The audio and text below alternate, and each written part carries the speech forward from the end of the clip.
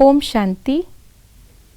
आज 28 जून 2022 है और आज के अव्यक्त इशारों में बाबा पांडवों को एक कार्य दे रहे हैं। पांडव अर्थात वो जो समर्पित बुद्धि है, पांडव जिनकी प्रीत बुद्धि है, और बाबा पांडव यज्ञ के अंदर भाइयों को भी कहते हैं। तो आइए दोनों ही रीति से हम सुनते हैं आज पांडवों प्रति बाबा के अव्यक्त इशारे।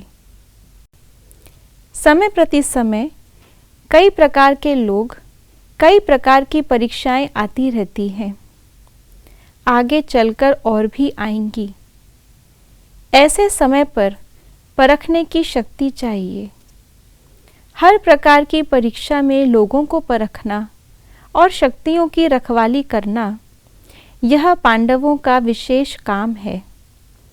इसके लिए पांडवों को पहले अपनी रखवाली करनी है, फिर चारों ओर की रखवाली करनी है।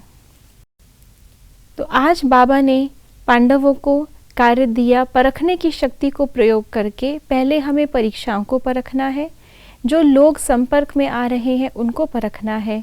शक्तियाँ अर्थात यहाँ बाबा का तात्पर्य है बहनों से, उनकी रखवाली करनी है, लेकिन उसके पहले अपनी रखवाली करनी है, क्योंकि यहाँ पे भाई या बहन की बात नहीं है। आत्मा और माया, इनकी ही हमेशा बाबा कहते हैं बॉक्सिंग होती है।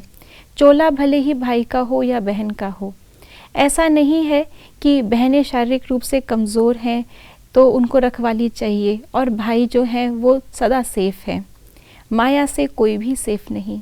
माया बहुरूपी बन कर के, चाहे वो बहनें हो, माताएं हो, भाई हो, किसी को भी बाबा ने मुरली में ये भी कहा है कि बच्चों तक को भी माया वार कर सकती है।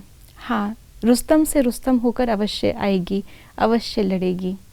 तो सबसे पहले हमें स्वयं को सेफ रखने के लिए जो पांडवों की निशानी है प्रीत बुद्धि, जो पांडवों की निशानी है कि हमेशा हर श्रीमत के लिए हांजी किया, उस पर चले, उस पर प्रश्न नहीं उठाया, उसमें ही अपना कल्याण समझा।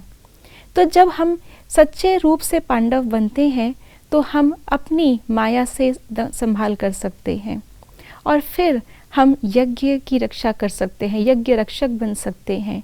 यज्ञ के अंदर जो शक्तियां हैं उनकी भी वो सेवा आगे करती रहें, इसके लिए उन्हें भी हम इस रूप से निश्चिंत कर सकते हैं।